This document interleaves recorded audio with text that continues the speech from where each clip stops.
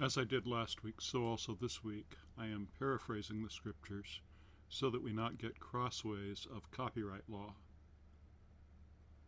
Tensions between political leaders and spiritual leaders go back a very long way, as does the question of how political leaders should come into their position.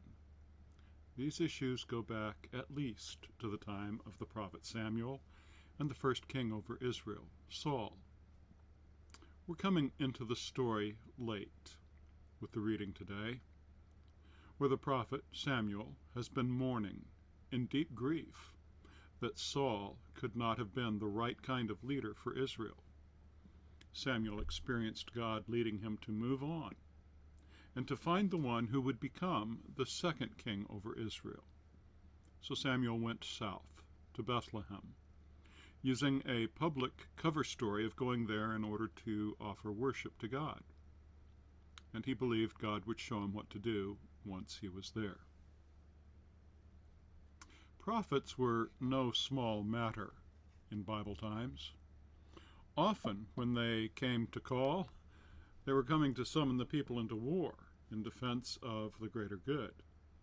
So, when Samuel approaches Bethlehem, the local leaders are quite concerned.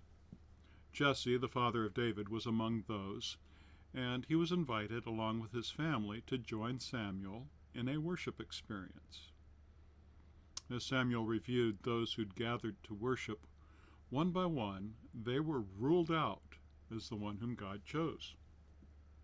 Samuel heard God saying, "Don't pay attention to their looks or physique, because God looks at human hearts and sees what's there."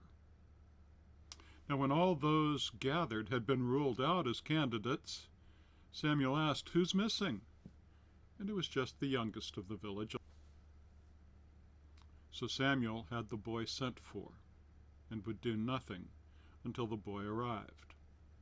Now Samuel found this lad to be quite a charmer, good-looking, some might say beautiful.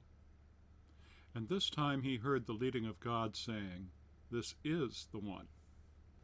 That day, in front of everyone, David was anointed to be the next king. And from then on, everyone could see that God was with him. Samuel did not stick around. Instead, he returned to his base of operations up north, a town near Bethel, the town of Ramah.